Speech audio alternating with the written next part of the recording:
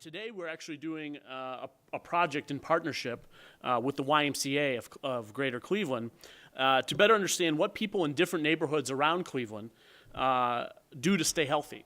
So what do you do to stay healthy, and what barriers do you face when dealing with your own health? And what types of messages motivate you to be healthier?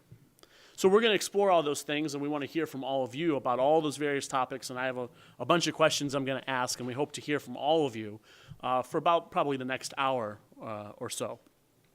I also really want to thank Sarah Continenza with the Hunger Network of Greater Cleveland, and those of you who are here as part of the Stay Well project. So thank you so much for being here. We really appreciate it and appreciate all your help in helping us set this up. And of course, we want to thank Diane and the Redeemer ICH Crisis Center as well. Thank you, Diane, for all your help in bringing people here together today.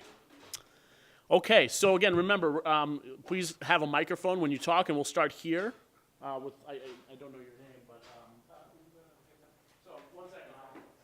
It's okay.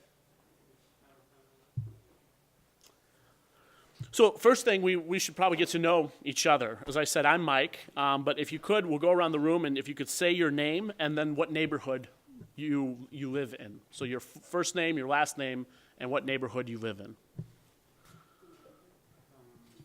And hold the microphone like this. Okay, well, I don't live in Cleveland, so I don't know. That's okay. Talk like this. Okay. Just your name and where you're from. We'll get that, and right now I'm living in Hiram, so I commute all the way here. Okay, that's fine. Thank you. I'm Julio Aponte. I live in Fairview Park, Ohio. Hi, yes, my name is Jorge Ferrat. I live in Millbrook Heights, Ohio. Hi, my name is Marilyn Luo. I live in this area community. Hi, my name is Luz Nieves, and I live around here in the neighborhood. Hi, my name is Tolu Rivera. I live in Scranton Road. Hi, my name is Anita Lugo, and I'm from the Clark West 25th area. Hi, my name is Derek Turner. I live in Ohio City. Great. Well, thank you so much. So let's talk about health in general. We're going to start very general to sort of kind of warm up and start the conversation. How healthy do you think you are? Do you think you're very healthy? Do you think you're healthy? Do you think you're not very healthy? What do you think about your own health? Grab a microphone and start talking. Okay, I'm very healthy. Yeah? So I try to eat good. A lot of healthy, run, do exercises, something like that. So I'm good. Okay. What about others? Do you think you're healthy or not so healthy, or what do you think? If you give me that kind of questions, maybe 2 years ago, I will say I am almost dead. But right now I am very healthy. My experience about that was very hard, but now I have to change. And I can tell you right now I am very healthy. Great. I am very healthy. I am a health fanatic. I'm a retired physician. I do a lot of exercise, and I teach prevention. So I practice what I preach. Okay. I would say a little bit not, because I don't usually, sometimes when I'm in a hurry, I don't usually eat well and stuff like that, so I don't say too much. Okay. Okay. Well, anyone over here? Pass her the. Okay, go ahead, Anita, and then we'll pass the microphone over. Yeah, go ahead, Anita. Go. I would say my health is fair. Suffer from rheumatoid arthritis, so that can be. But one thing I would say is like at home, just the environment would probably be like, I don't know if this counts, but just like a lot of dust, how do you get rid of that? Because that's not healthy for our lungs and stuff like that. So Sure. Other than that, I'm okay. Okay. Okay. I'll say I'm so-so. I mean, I could do better on my eating habits. I do walk and take the bus every time to work and stuff. And I believe if I cut down some weight, it'll take care of my diabetes and high blood pressure. Okay. Okay. Great. Lucy Evans? Yes. Healthy, not that healthy. I could do better. I have diabetes, high blood pressure, and past strokes, heart attacks. So I could I do better, less stressed, and eat better. Now I have the diabetic, instead of pills, I'm going back on an insulin. So I'm not taking care of myself. Okay. And there's days where I just stay home, I don't want to go out. Just the stress and everything that's going on. Sure. Julio? No? No comment? Okay. Well, good. I hope that's a good start. We kind of have a little baseline of what people feel about their own health. But let's talk about physical activity in particular. How often do you participate in a physical activity like walking or biking, swimming, sports of any kind? Is it daily? Is it weekly? Is it a couple times a month? There's no wrong answers, by the way. It doesn't matter. I, for instance, maybe do it once a month. I have a young child at home, and I work a lot of hours, so I personally don't have a lot of time, or I don't make for a lot of time to exercise. So there's no wrong answers, but we're trying to get a sense of how much physical activity do you do, and what kind of activity is it? What kind of activity do you prefer to do when you're exercising? So anyone, it doesn't matter who. Okay. Sometimes I'm doing walk. Sometimes I'm running the block, try. So. How often do you do that? In the summer. In the summer, daily or? No, daily no. Every 2 weeks, something like that. You walk Depends, around? Yeah. Walk around the neighborhood and, Yeah. and you feel safe? Yeah. And the streets are accommodating, the sidewalks are accommodating? Yeah. Okay. What about others? What kind of activities? I swim every day for an hour, and I do weights also. Okay. Something that my father do very well is try to be more educated possible. That mean I was athletic, but in the time, my position, my work is very not do too much exercise or workout, and it was terrible. But you start to do it more often. Right now I am doing workout every day, single day, 24/7. and believe me, it's great. I feel my body awesome, and my health system respond very well. And for that reason, in all that I am doing, I try to do what I'm doing. I pay my membership, and I take advantage about that every day. 5 until 7 is required for me go to the gym and make a lot of workout because it's investment. So you belong to a gym? Yes. Okay, in your neighborhood, in your community? Yes, in my community, Middleborough Heights Recreation Center. I am from Cuba. Okay. I have just 5 years in United States. It's totally different systems. Cuba is known for the sport and education health system. It's very well. But can be very well, but if the people don't use it, the tools, nothing happened, you know what I mean? So I was athletic for 15 years, but I married and it's gone. And that will be worse and worse and worse, and the body asks about that one. So that is good now to know that how amazing it is when you start again over and over. The training is awesome. Other comments? How often do you exercise, and what kind of exercise do you do, or physical activity? Doesn't have to be exercise. I will call it physical activity because I don't exercise like that. But I have a 4-year-old, so as much as, sometimes my bones ache, I still have to try to be active behind her. And I live upstairs, second floor, so always moving up. We walk a lot. That's pretty much our exercising, walking the dogs. Walk around your neighborhood? Yes. And how often do you do that? At least, I would say 3 times a week. Okay. In my neighborhood, yes, I feel safe in my neighborhood just because, my family's owned a home there for 30 plus years. But, it's also scary, because a lot's going on in these neighborhoods. But Sure. For the most part, that's the only thing that makes me feel safe is just it being my backyard, for so long. Sure. Others? Derek? I have to say, I used to do more physical things when I was younger because now I have 2 jobs and it's a little harder. But at the Brown Stadium, I do walk the stadium and do a lot of walking there.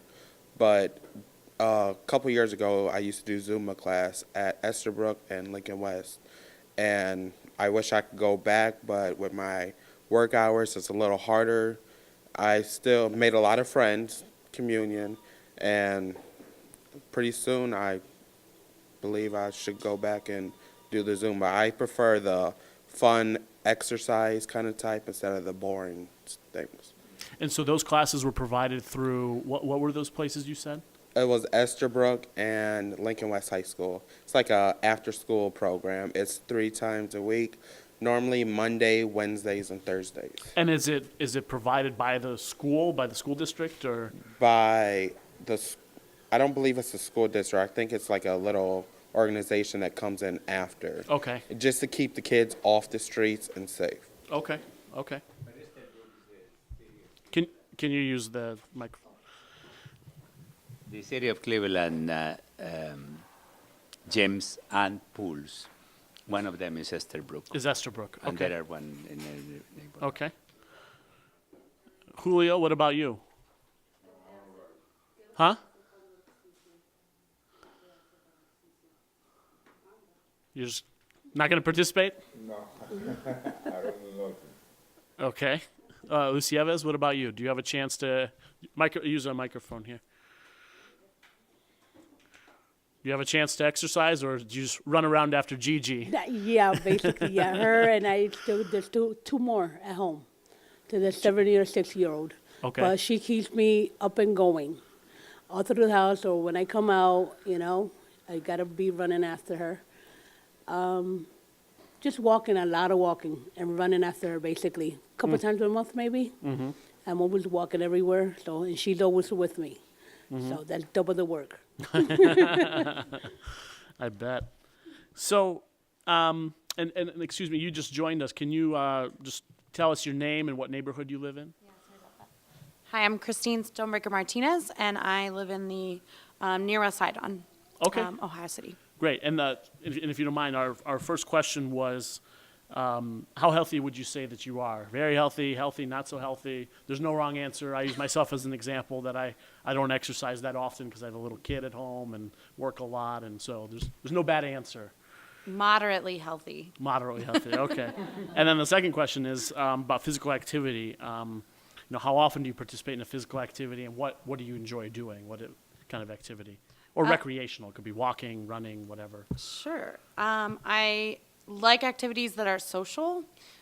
So when I have friends that are active, I'm much more active myself. I also go through hills and valleys when work is overwhelming or family life is overwhelming. And so in the summer, I'm really active. It's warm outside. I like to ride my bike, go to the beach, But as the winter comes around, it's much easier to stay inside and hibernate. We're warm-blooded people. We don't like to be in the cold. Okay, so a lot of you, it sounds like you primarily walking is your form of activity, and it's usually with your family or walking a dog or just walking around the stadium or walking to the bus or whatever. We had a swimmer and a person who goes to the gym fairly regularly. So there's a mixture of activities. Now, do you want to be more physically active? Is there a desire, if life didn't get in the way, if work didn't get in the way and family didn't get in the way, do you want to be more physically active? And if so, what prevents you from that? What prevents you today from being more active? So for me to be household kids. Yeah. If I can't find a babysitter, then I got to take them with me, and it's limited to what I could do. Like, I like playing the sports, I like the swimming, something I can't do with the kids. They jump in the pool or run somewhere else, so I can't do what I want. And is there a pool nearby in your community, an indoor pool? Because obviously Cleveland is Not really. snowing most of the Usually year. I go to a family member's house, they got pools. Okay. So I'm able to do that, but it's just hard with the kids. Because if I try to get in the pool, I got to make sure to see where they're at, make sure they're not getting into trouble or trying to jump in the pool. So it's harder. Yeah. You know, they're blessing. They also, you know, kids is a lot. Yeah. So if it wasn't for that, I think I'd be more active. Now they don't do that. I need that more to be more health-wise, you know, to get in better shape. So maybe get rid of that diabetes and everything. Yeah. You know, if I could get in better shape. Mm-hmm. So that's one thing. Okay. So kids, other comments about barriers to being more active?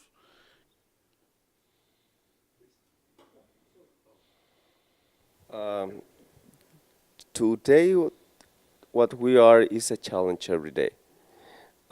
Many persons have kids. Well, I don't have kids. That's is good in that way. But sometimes the work is very hard, and I have to put more all my effort for looking for the right spot and be very disciplined for go there. Sometimes I don't want to go because I don't want to, but I have to. It's like if I am sick, I don't want to eat, but I need to eat because if not, it's worse.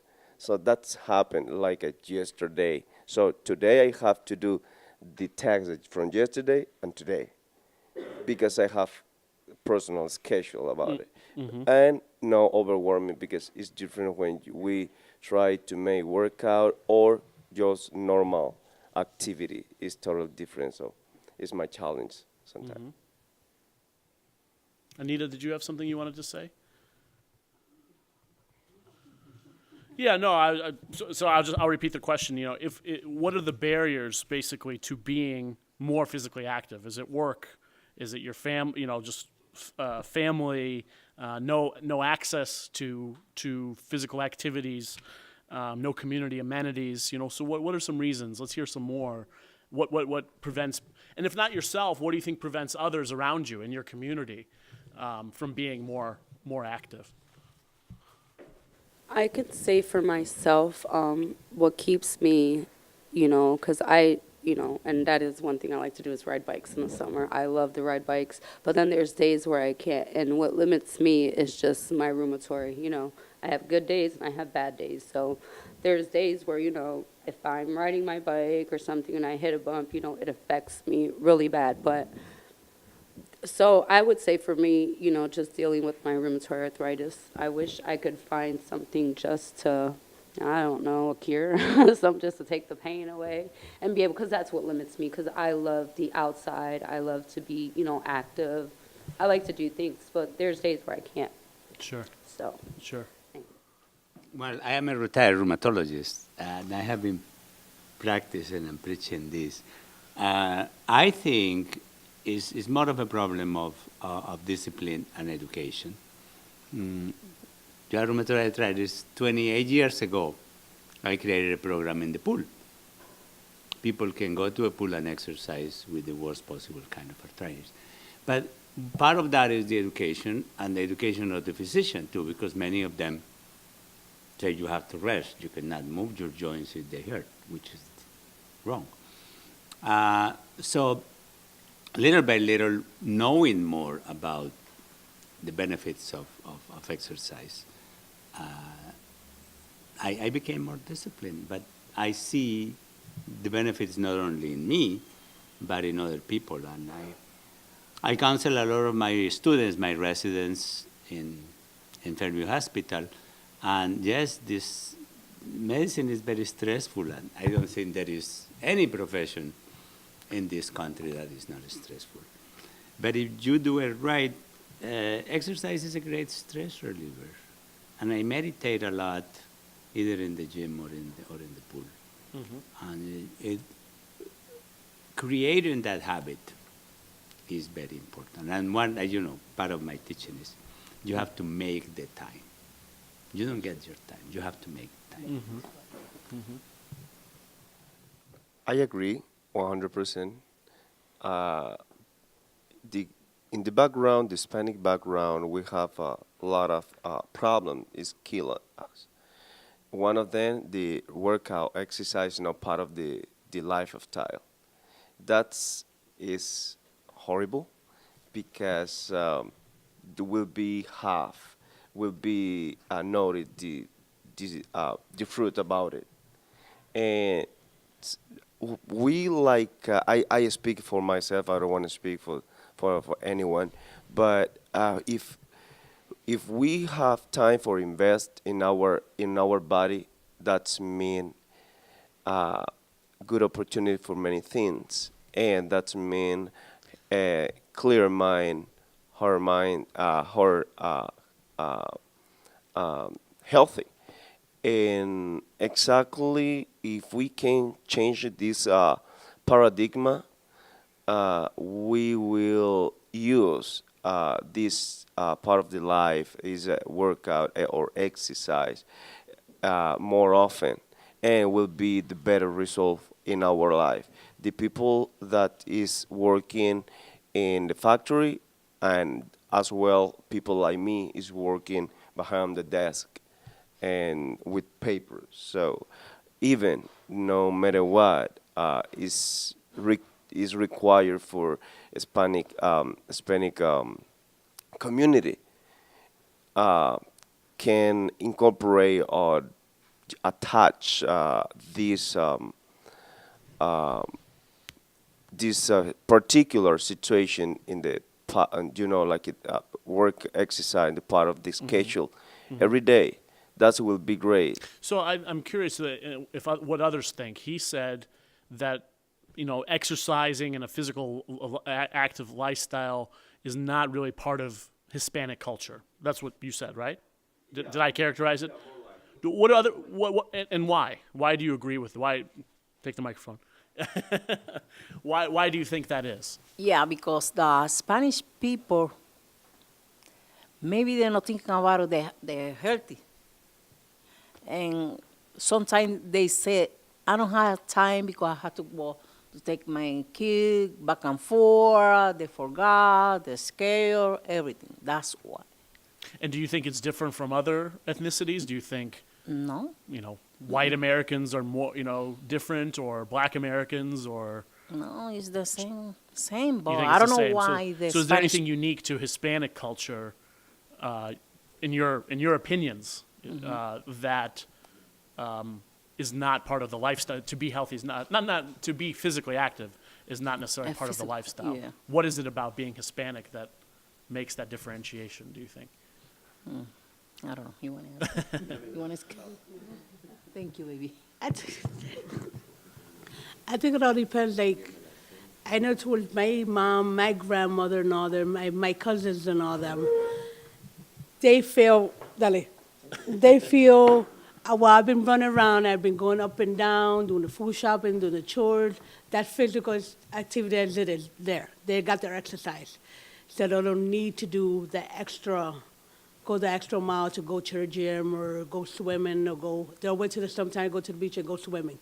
And that'll be their exercise. But usually, I know to my family, going back to my grandmother and all them, she was out in the fields, she was doing everything. That's how she got her exercise. She had the extra income or the extra, money to try to go to a gym. And whatever they ate was a lot of oil, a lot of fried foods. That's what they eat, that we still eat. You're not thinking about, the cholesterol, the high blood pressure, the diabetes. Now, it's like when they're saying, you're going to get sick, you're going to get diabetes. Now we're trying to look more towards it. Trying to find out, what should I eat, shouldn't I eat? But in the back of our mind, we're like, screw it, we're still going to eat it, especially with the holidays coming up. Sure. There's no holds bars. Everybody eats everything. It doesn't matter. We're not thinking about cholesterol, diabetes, nothing. We're trying to, but at the end, the food wins. It's just too delicious. Yeah, the food will win. I understand. Not only that, like you said about barriers and stuff, what stops the people, probably information. If they knew more of what's out there, or like for mothers, if they want to go maybe do the sumo lessons, sometimes that prevents them is the children, maybe some of the classes will have daycare or childcare that you could go at the same time, bring your kids, okay, let me drop them off, do the daycare or childcare, then I'll do the class.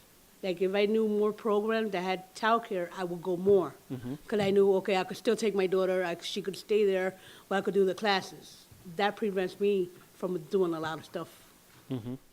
Derek, did you have some comments? I saw you writing. Is there something you wanted to share? Or?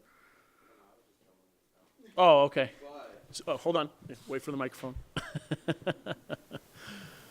I know there's one program that does do childcare, and that's Lincoln West High School. They do like little activities downstairs with the kids, while the adults are upstairs doing either they have basketball some nights, soccer, and then Zumba class all 3 times. And Derek, while you're holding the microphone, do you have any thoughts? What are some barriers do you think people in the community or your friends or family, what barriers do they have to being more active? My biggest thing is motivation. I think I'll do a lot more if I had like a buddy. Because if it's just me by myself, I'd rather just lay in bed, to be honest. But if when I went to Zumba class, I got to know a lot of people, and they'd be like, oh, see you next time.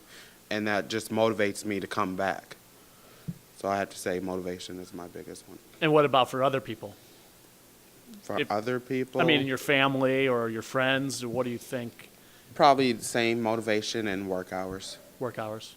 And that's another thing, work hours. That's why when I go to work and I catch the bus home, I tend to, some nights when I'm not that tired, to get off a couple stops before my house and walk home the rest. And I feel safe walking in Ohio City area because there's always police cars riding around up and down the streets. So I'm curious, how many of you took a car here today? You drove?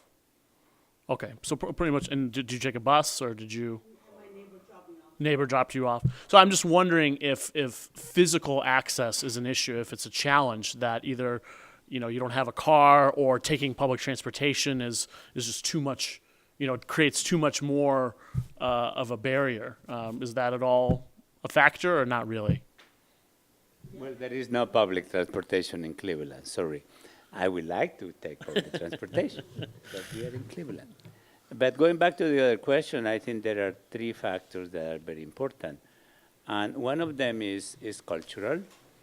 With a lot of the religions that talk about the punishment of work is considered punishment, is different. So it's not the same as the WASP because there is a work ethic, which is different.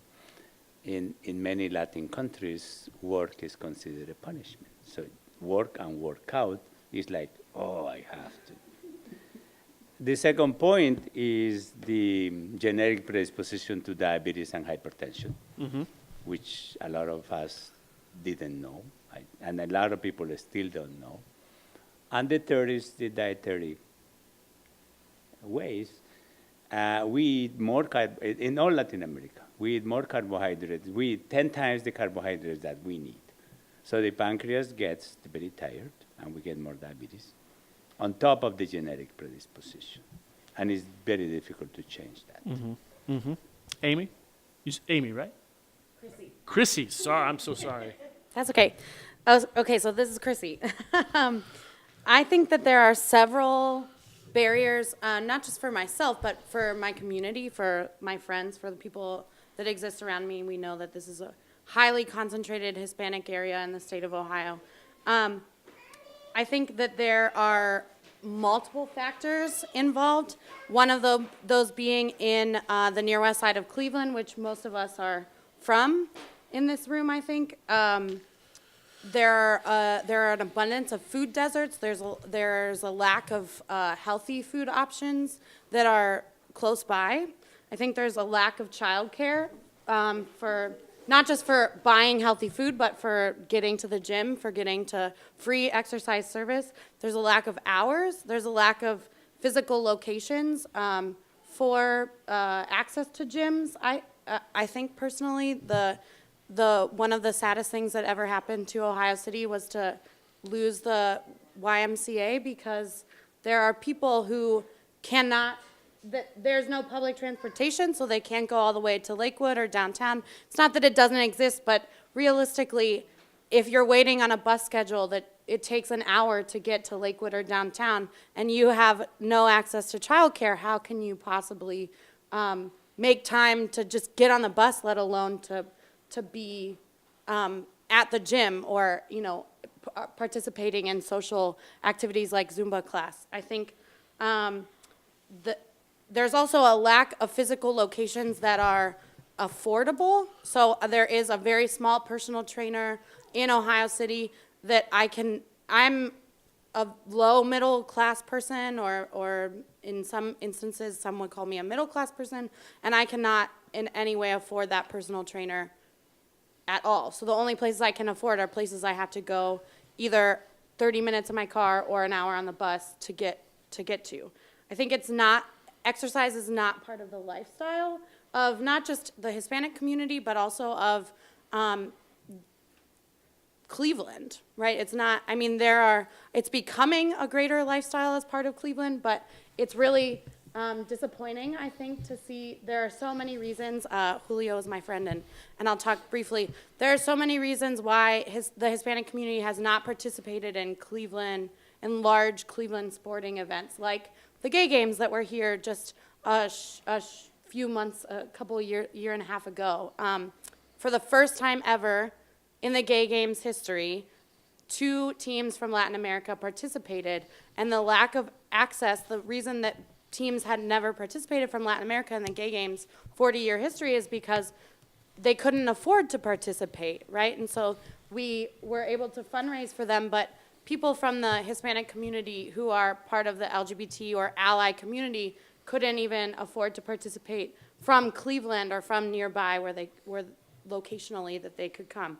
So it's not part of our lifestyle, not just in the Hispanic community, but or the Latino community or Latina community, to be exercising on a regular basis. I think that our ancestors and our recent ancestors, our grandparents, our parents, our aunts and uncles, they were in the fields, right? So they were doing much more, they had a much more active lifestyle that didn't necessarily necessitate or what have you, going to the gym to figure that out. And there's been a change in environment. We're in a colder climate. We're not in the fields, right, as much, but there's been no change in our diet. And I mean, I could go on. Well, I hope you do later as we keep talking. Other thoughts about barriers to being more physically active and being healthier? What, if not for yourself, again, for your family members, for your friends, what do you think are barriers? I believe for kids, the electronic devices and games. If they could put those down and go outside and kick a ball around, I think we'll have healthier children. Do people agree? Do you think with more electronics and healthy, video games that kids are playing less in the neighborhood, playing less outside? Yes, absolutely. I believe 100% that this new era, informatic and media, is replacing the traditional cultures about it, and that's mean like we have some time spent in the share, like 5 hour just gaming, playing and playing, and sometimes we have a lot of stress in our neck. We have arthrosis, and that kind of stuff can be worse. So that's for my father. Is he can't even think about it because the culture was like go to the factory, work harder, or go to everywhere, and the kid is baseball or football or soccer, always out of the door in your house. But right now it's very quiet, and you think, oh, what's going on? We know that the brain is a muscle. If we don't exercise, we'll be die as well. But that is not just we are not just brain. We are more than that, and we need physical activity, and we need educations. not just for the second generation, or not just for the kid, as well for the people, for the family, because no matter what, if we are at house and education begin in the house, and if don't make good education, our parents, our father and mother, they will teach the same that they are, thinking and believing, and that is totally a problem, because sometimes the kid has good tools just in the school, but when they go home, the home is more in the Latino culture, because Latino culture, I don't want to offend anyone, but is beer, go to the bar, to cantina, and music, and 24/7 series of movie. Then, of course, the income will be low. I won't have a budget for buy, club or gym membership. That is part of the nickel, the So chain. I want to repeat what I've heard and tell me if I've missed anything. So to answer this question of what are the barriers to being more active or healthier, I've heard lack of information, lack of education and information. I've heard lack of daycare opportunities to take care of your children while you go exercise or do whatever. Lack of time, just not enough time in a day to work and take care of your family and do your chores and everything else you need. There's just not enough time. It's cultural. There's some cultural elements to work being perceived as a punishment, or just, people would prefer maybe more leisure activities than physical activities, which is kind of what you were talking about, the bar, the movies, the video games, that kind of thing. The diet, lots of carbohydrates, but just a lot of fried foods. Access, so to Chrissy's point, Chrissy, not Amy, Chrissy right here. That's Chrissy, everyone. To her point, lack of access to some of these amenities and places, as well as a lack of available funds, just resources, personal resources. And then from Derek, we heard motivation. I'm tired. I've worked enough, I've done enough, I'm tired, I'm done. Anything else? Is there anything else missing? And then we'll move on to the next section. Well, the emphasis on the memberships, most places are really difficult to afford. Right. And the few City of Cleveland gyms and pools have very restricted times. So it's even, because those are free, but if they are not open, you cannot use them. Mm-hmm. Okay, so let's move on. So the other part of the conversation we want to talk about today is, sorry, no, did you have more to say? If I may. Yeah, of course. Of course. I'd like to clarify something. I think that, sure, that there is a beautiful culture of socialization in Latin American countries, and in the Hispanic community, there's a beautiful culture of being at the cantina, being at church, being with your family on the porch, being wherever. Sure, that is true. But I think statistically, well, no, not I think. I know that statistically, women, and in particular, men and women in the Latino community make less money per hour per dollar, right? On compared to the greater population, right? We know that women make 77 cents per dollar on the man's dollar, and for African descendant and Latino women, that is significantly less, as low as 54 cents per dollar.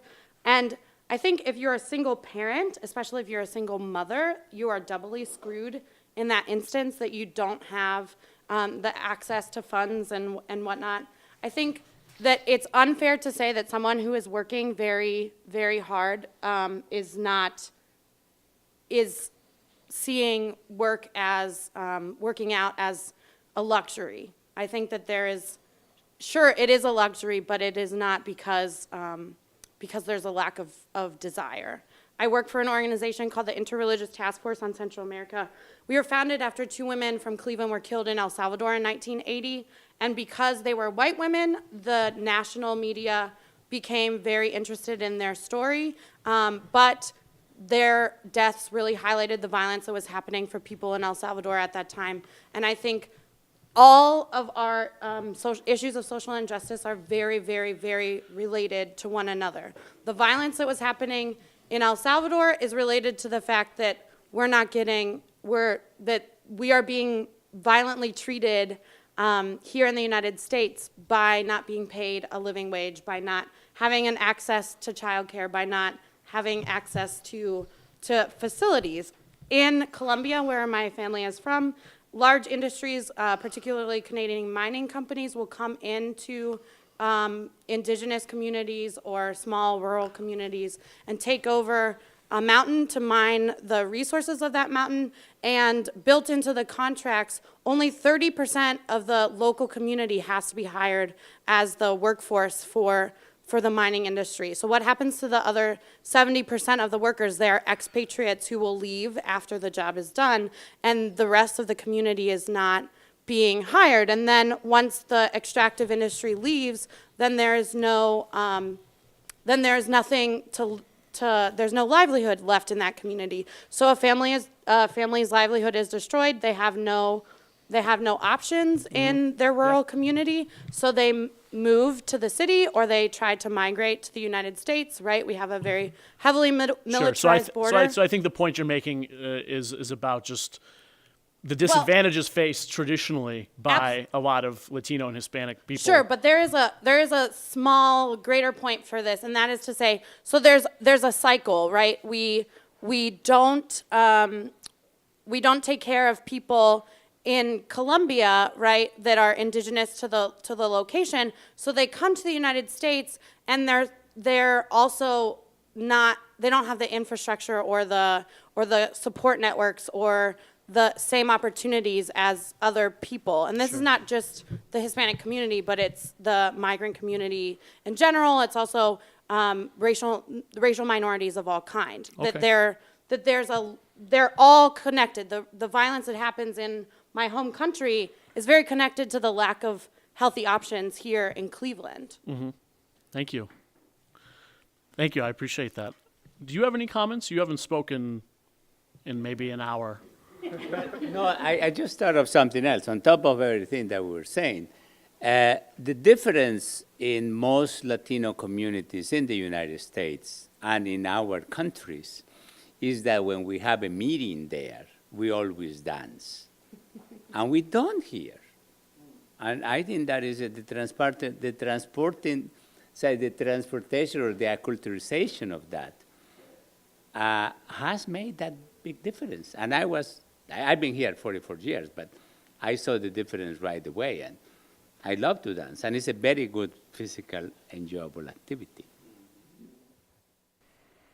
So we're going to move on to the next section for about the next half hour to talk about just messaging, marketing, or messaging we hear at home, or messaging we hear on TV, whatever it might be, and to try to understand, what kinds of messages work, what kinds of messages, when you hear them or you see them, inspire you or motivate you to want to be healthier. It doesn't mean you actually do.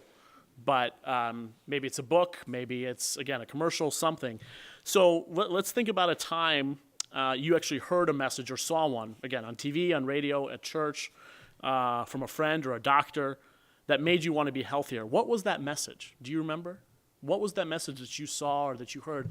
For me, it was an infomercial about Wheat Belly, which is a book about reducing your intake of carbohydrates and the effect of wheat on your body. So I basically became gluten-free about a year ago when I saw that, and I had no idea that eating that much wheat, pastas and cereals and breads and whatever, had such a negative effect, not just on my weight, but just overall, on my overall health. So can you think of a moment when you saw a commercial or something like that, and what was it? Well, We here at the center, we have a program that we do maybe twice a year. I believe we've done it twice already. It's called Healthy Eating, and we have somebody from Ohio State, come down and tell us, how to eat properly and stuff. And like, was said, us Spanish community, we love to fry our food and all that good stuff. I just started baking, just started baking. I love to fry all my food. But one thing that I've noticed that going to that class and how it's like changed me a little bit is like my chicken, I don't take the little fat part off. I always deep fry it so it's extra crunchy. But now eating it, when I go to eat it, I feel guilty.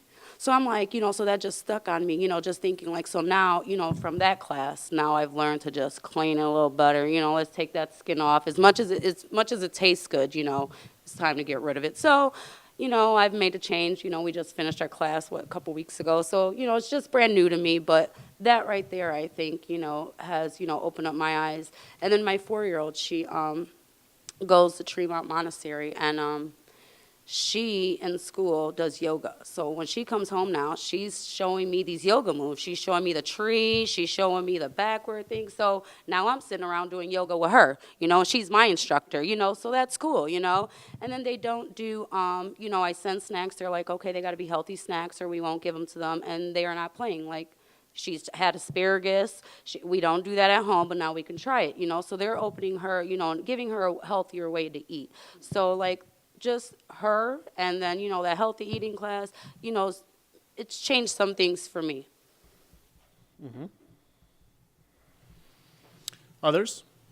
What have you heard or seen? Is it at church? Is it on TV? A book? A commercial? I say before that I come from different background, different country. I came from Cuba. Cuba is totally opposite or different to this reality. It's like it's day and night. And in Cuba, the communism, I don't want to go for that way, but the communism system say we have to make better person like in United States because it's capitalism. So, and that made great effort to doing that. But the problem about it is when my wife and we came to United States, we saw that here you have all tools just in your hands for do whatever you want to do. You put your limit. You put your limit. And as well, I saw the hospital price. Cuba is free. Oh wow, no, because you will have to you pay your salary is $10 monthly. It's no fee. And the doctor for class is 50. No more than that. So you are paying the rest of your life. So like slavery, labor. But it's not that way. The point is I cannot be sick because it's a luxury here. So I need to do something, and I need to do that. What I know, do it is workout, exercise. I was professional dancer, but for a long time ago I don't do that. I said I have to start over, and I start again.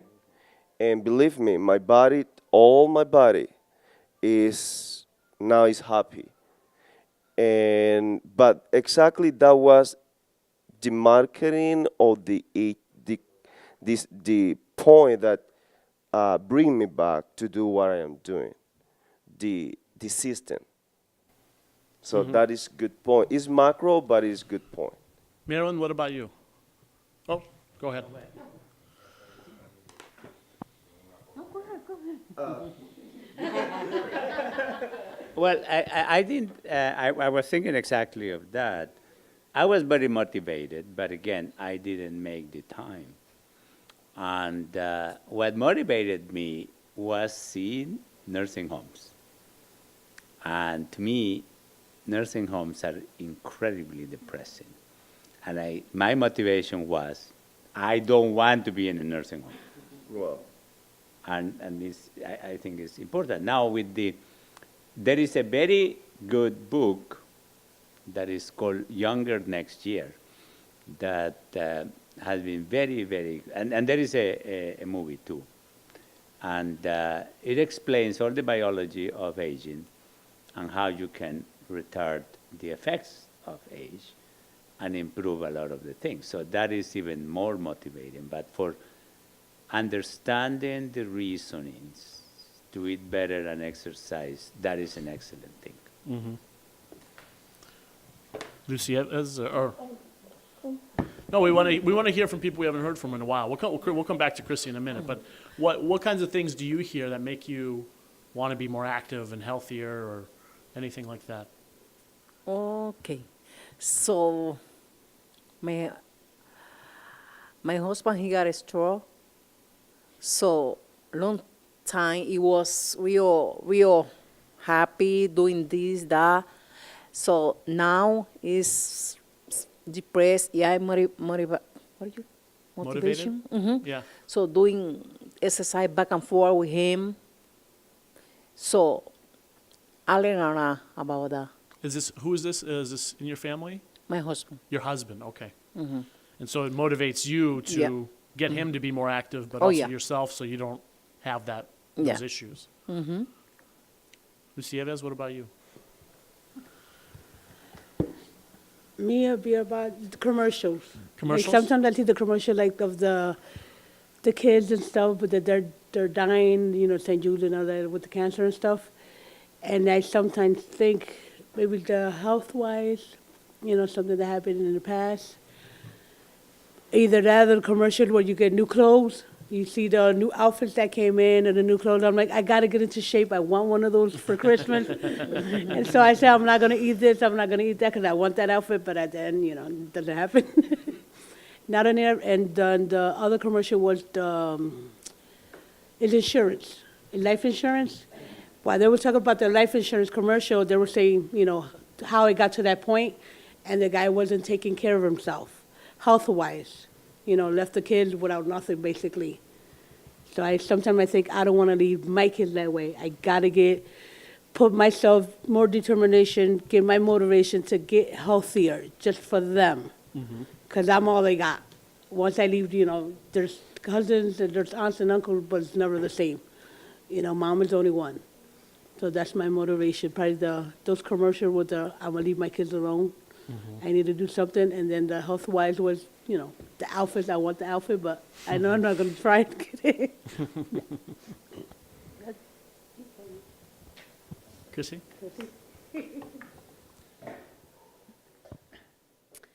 I know that Latin America covers a really large span of places and different types of people, but our people are beautiful, no matter what shape, size, color, whatever. They are beautiful, and they motivate me to want to be more beautiful as well, inside and out. And as well, I think that social media, especially for the younger generations, are the sort of grassroots types of advertising that happens between friends. Look at me, I'm going to the gym. Look at me, I lost 5 pounds. Look at me, whatever, I'm going to the beach. Motivates you to want to. It can be a motivating factor or a depressing factor, and if we use those things for good and say, wow, my friend is doing it, I can do it too, that's always what's most helpful for me. I think, what is your name? Derek. Derek and I are both socially motivated, I think, and I really appreciate that. So, yeah, Derek, go ahead. You go ahead. My thing is, I listen to Pandora on the way to work, at work, and all that. And then the ads that come on, try this new station. So I tried this Latin workout station. And again, I like to do Zumba. So I'm the one that could be dancing at the bus stop and everybody's driving by just looking at me. And it's just the ads on Pandora saying, try this new program or try this new station, and it's just that fast beat just makes you want to dance. I love to dance even though I can't dance. I'm sorry, but we have it in the blood, sir. You haven't discovered it. That's different.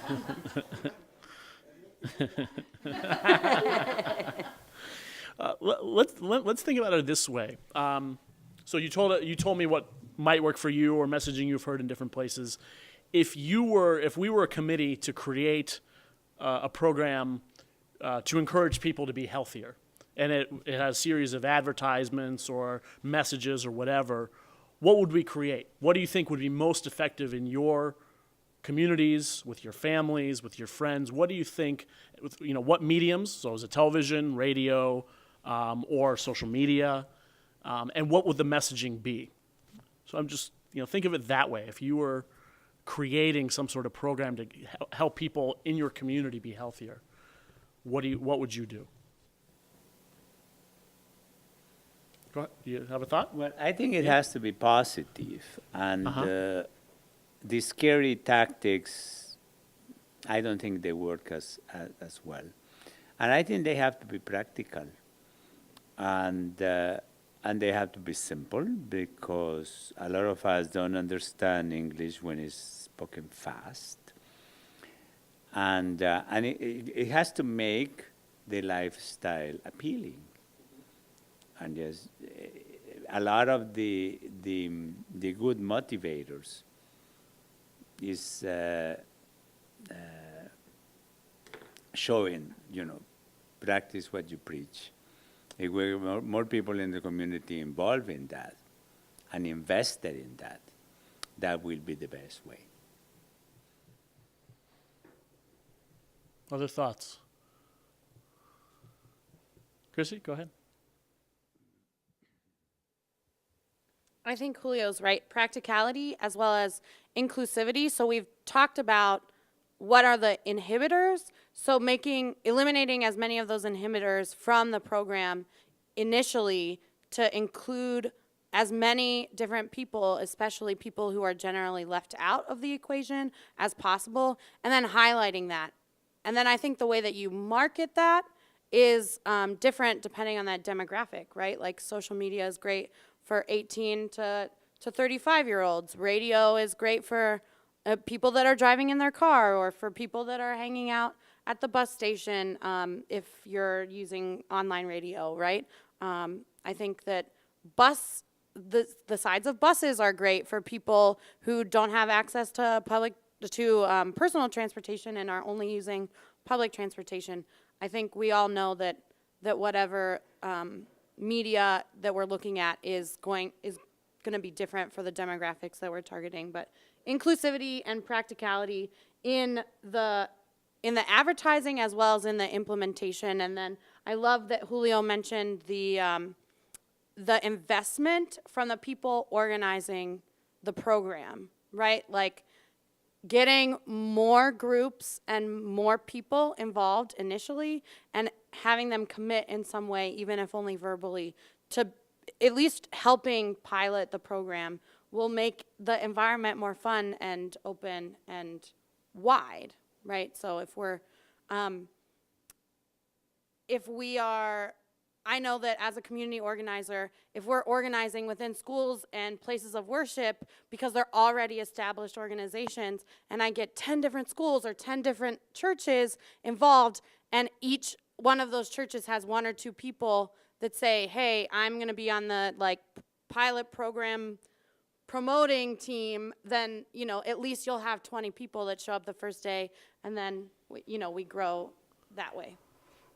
So it sounds like a part of the implementation is getting like-minded people together in working in partnership with many organizations. So it's not necessarily as simple as a billboard or a specific advertisement. It's more about bringing people together. That's part of it. It's not the only answer. Seems like that's part of it, though. Is that fair to say? Okay.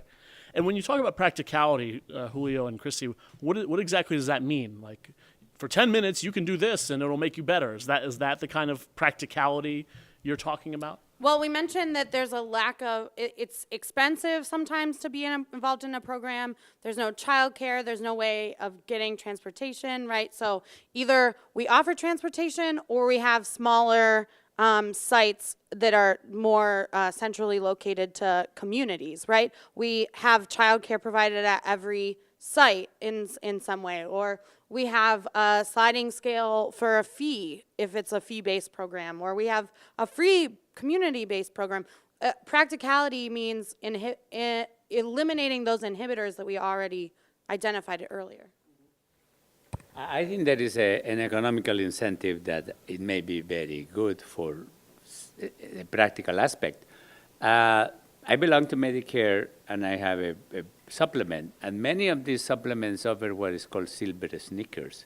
I can go to many places in the country for free. And actually, the place, and I live in Fairview Park, I can go to Fairview Park because I can get a membership for very, very little money there.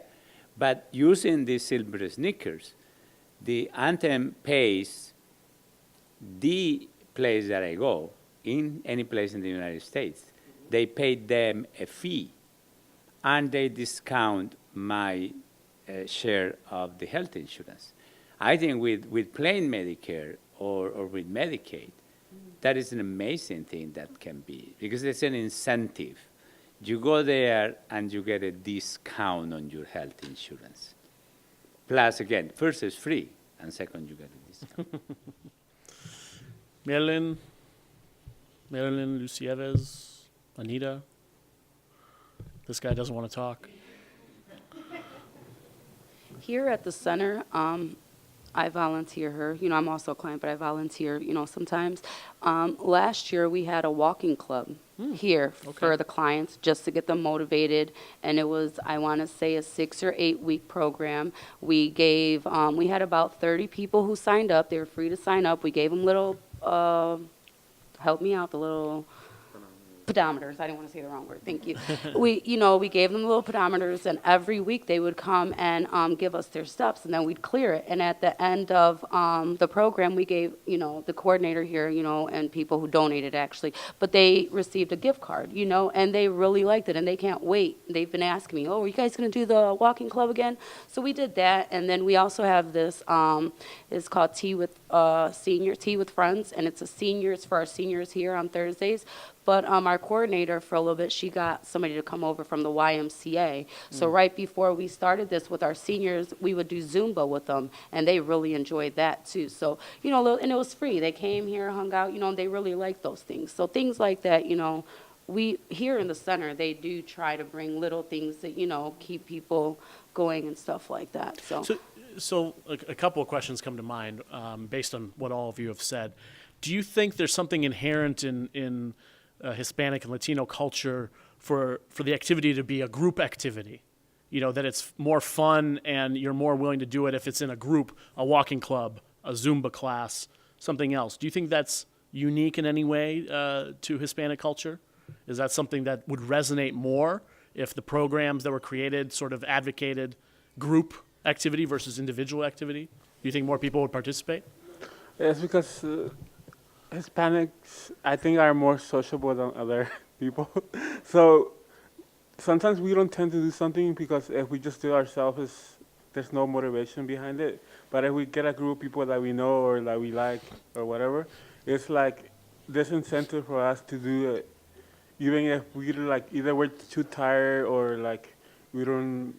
There's not much interest. But if there are people there that we know, then that pops out our interest. Mm-hmm.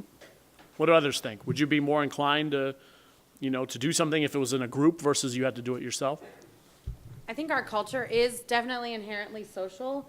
However, I think that we're biased simply by being here and being willing to be in a group setting right now. We are the people who are, willing to be around other people. I know that some of my family members are much more introverted, and unless they know someone one-on-one, they're not really interested in participating. So it has to be someone that either a church member, a family member, a friend. Very relationship-based. Very relationship-based, okay. I think a combination of two of our greatest strengths, dancing and cooking. If we put them together, you teach them how to cook healthy, and then you have a dance. That will go. Well, and that was my other question was about, you had mentioned the sort of the dancing is in the blood. It's in the culture of Latinos and Hispanics. And Derek clearly loves Zumba, whether he's in a group or at the bus stop, he's dancing. So is there, again, if there was more Zumba classes available more frequently in more accessible locations, do you think more Hispanic and Latino people in Cleveland would be more inclined to participate? That's everyone's saying yes. Yes and not. Yes and no? Yes, because no? yes. Why not? I'm just Very is a big. I'm just kidding. Because many Latino, we think that Zumba. The first one, what is Zumba? Sometimes they don't know. Some kind of beat, something like that. And the second one, the most of Latino, we think that just dance is for the party and done. It's for party. For yeah, party and for purposes. party, we need to have beer and a lot of taco meat, fats, and so the culture is very influenced. The situation about it.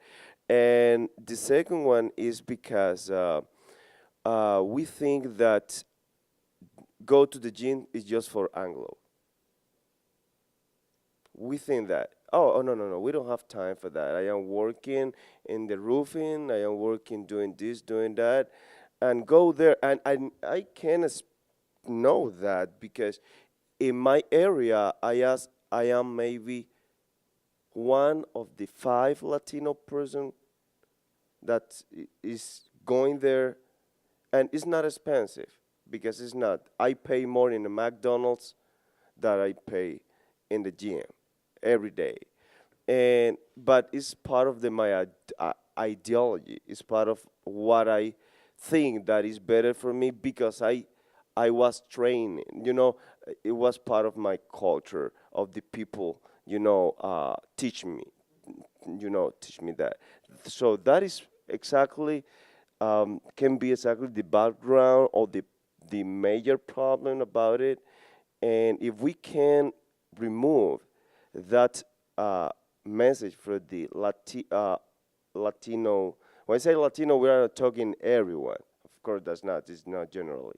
But if we can remove that idea, we can improve something better. Okay. Other thoughts? We have just a few minutes left. Well, I think part of that is the education.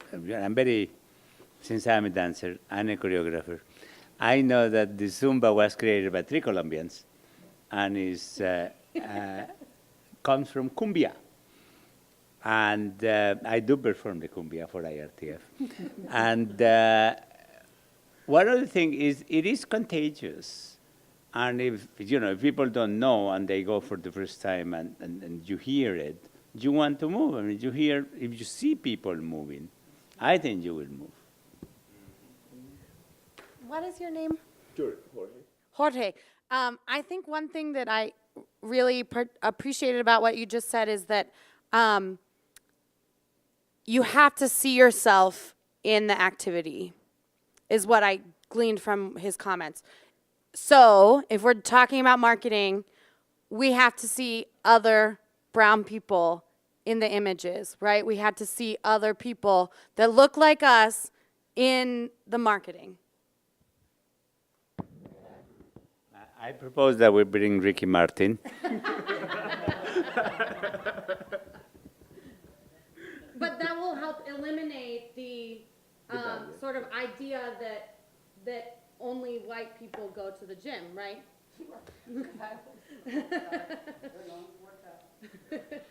And let me tell you this: when you dance and when you make this kind of Zumba, because Zumba is exercise, dancing,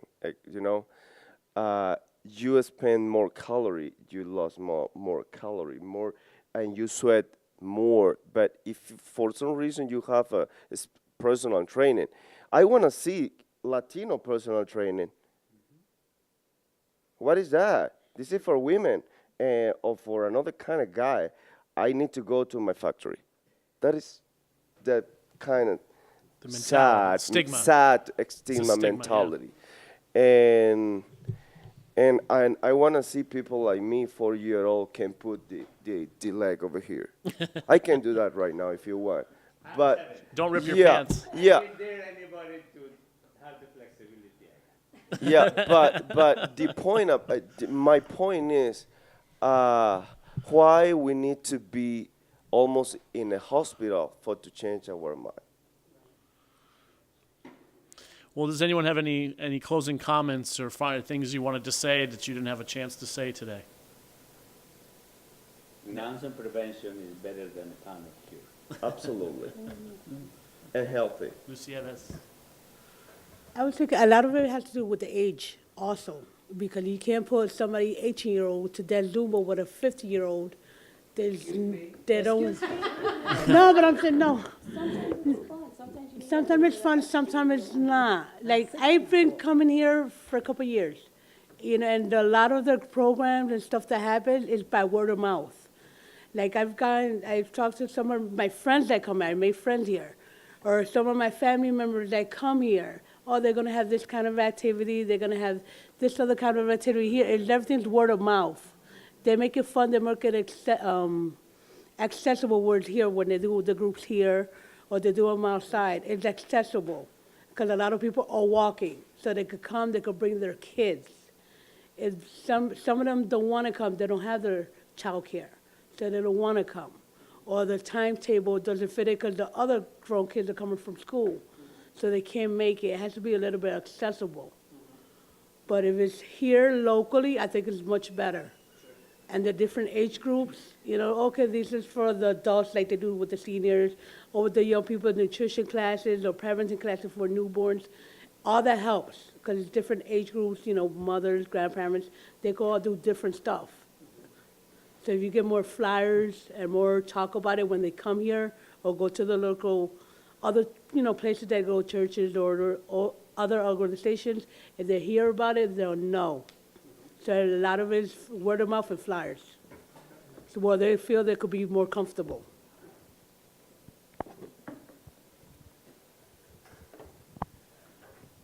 Like Julio was saying that, like, for Latinos, our food and dancing is in the blood, but another thing we have in the blood is, like, a lot of us are religious, and like she was saying, like, a good way to get it, like, out there is, like, either, like, the churches that we go to are involved, because many of us go to our local church, and like Chrissy was saying, for it to be better for us, we gotta see somebody doing it that looks like us. And most of us, if we go to church, we go to church with other people that may look like us. You know, I forgot. I have a director is me. I have to do by myself for my healthy, doing this. So I try. So when I want to go dance, I say, I have to go dance. So I'm 60. Yeah. So it's not the age. And where do you go? In my house? Oh, Yeah, I got dancing. Blah, so.